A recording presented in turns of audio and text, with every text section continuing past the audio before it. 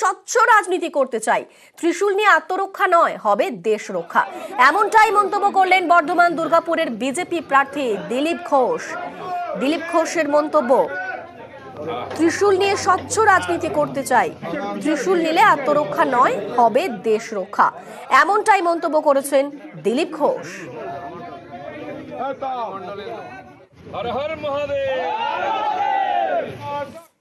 বাবার ওখান থেকেই ত্রিশূল লাভ হলো। বাবা যখন যখন এই বিশ্বেতে পাপ আর শুভশক্তির তার বেড়েছে প্রভাব, তখন তিনি ত্রিশূল হাতে তুলে নিয়েছেন, তাণ্ডব নৃত্য করেছেন। তো তারই প্রেরণায় আমার কুলদেবতা মহাদেব স্বয়ং, তো তার ত্রিশূল নিয়ে আমরা অভিযান করে স্বচ্ছ ভারত আর স্বচ্ছ রাজনীতি করতে চাই। ত্রিশূল তার প্রতীক। কোনো ভয় কি আত্মরক্ষার জন্য? আত্মরক্ষা আছে না, দেশ রক্ষা, সব রক্ষা হয়ে যাবে।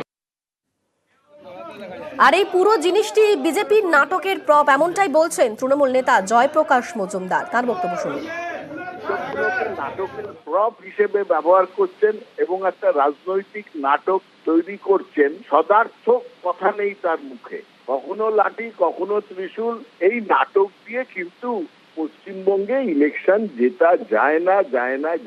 তিনি অসহায়।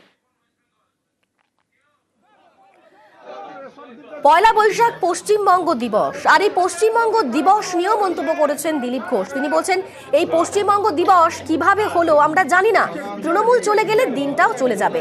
এমনটাই কটাক্ষ করলেন দিলীপ ঘোষ। টিএমসি চলে গেলে এই দিনটাও চলে যাবে। পয়লা বৈশাখ পশ্চিমবঙ্গ দিবস কি করে হলো আমরা জানি না। পয়লা বৈশাখ কবে শুরু হয়েছে সেটাও ওনারা জানেন না, আর পশ্চিমবঙ্গ কবে শুরু হলো সেটাও জানেন না। পশ্চিমবঙ্গকে মিটিয়ে দিয়ে বাংলা করার চেষ্টা করছেন, আবার পশ্চিমবঙ্গ দিবসও করছেন। এই মুহূর্তে আমাদের সঙ্গে রয়েছেন তৃণমূল নেতা শান্তনু সেন। শান্তনু বাবু, পশ্চিমবঙ্গ দিবস নিয়ে মন্তব্য করলেন দিলীপ ঘোষ। তিনি বলছেন যে কিভাবে দিনটা হলো আমরা জানি না, এবং তিনি আরো বলছেন তৃণমূল চলে গেলে দিনটাও চলে যাবে। কি বলবেন? প্রথমত আপনারা জানেন যে ওয়েস্ট বেঙ্গল থেকে বেঙ্গল করার জন্য আমাদের বিধানসভার সিদ্ধান্ত নিয়ে বারবার সেটা সেন্ট্রাল গভর্নমেন্টের কাছে পাঠানো হয়েছে। আমাদের পার্শ্ববর্তী রাজ্যের নাম চেঞ্জ হলেও রাজনৈতিক প্রতিহিংসা করার কারণে আমাদের বাংলার নাম তারা চেঞ্জ করেনি। দ্বিতীয়ত, বাংলায় থেকে তিনি যেভাবে বাংলা বিরোধী কথা বলছেন, আজকে পশ্চিমবঙ্গ দিবস যেটা তৈরি হয়েছে সেটা বিধানসভায় যেদিন হয় সেদিনকে তার বিধায়ক ছিলেন। আসলে তিনি নিজে এই ধরনের বিভ্রান্তিকর কথা বলে রাজনীতিতে প্রাসঙ্গিকতা খুঁজে বেড়ান, আর তৃণমূল কংগ্রেসে যাওয়ার কোনো প্রশ্ন ওঠে না। সুতরাং এই দিনটারও অবলুপ্ত হওয়ার কোনো প্রশ্ন ওঠে না। যারা বলছে তারাই অবলুপ্ত হয়ে যায়।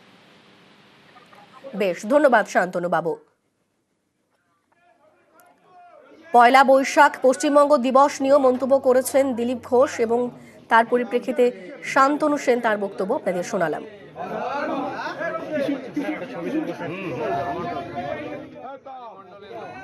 হর হর মহাদেব। দেখা যায়।